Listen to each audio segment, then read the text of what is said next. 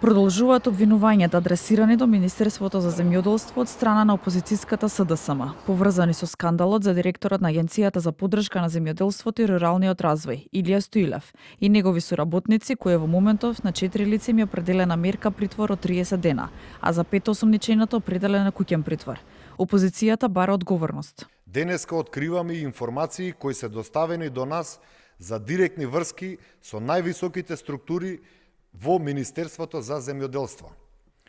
Меѓу 5 осомничени во случајот се наоѓа и Јасмина Костадинова.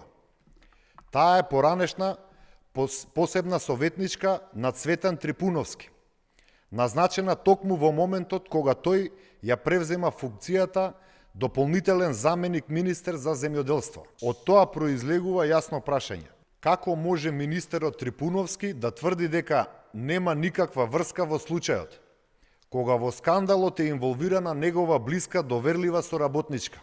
Министерот за земјоделство Цветан Трипуновски вчера изјави дека не гледа опасност за средствата од ИПАРД програмата и националните плаќања кои ги има државата.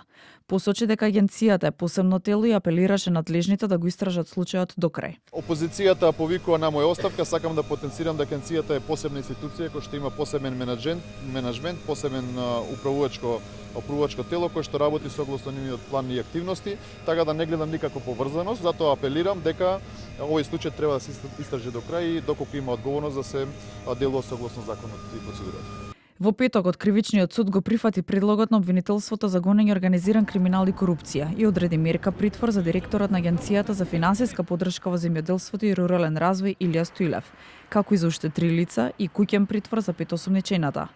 Ова доаѓа откако 5 осомничени лица во четвртокот беа лишени од слобода по акцијата спроведена на ОЈО МВР, а обвинителството побара притвор. Според надлежните, постои основано сомнение дека првоосомничениот сторил кривично дело давање подкуп и кривично дело давање награда за противзаконито влијание, додека 3 лица како посредници сториле кривично дело примање награда, а едно лице сторило кривично дело примање подкуп.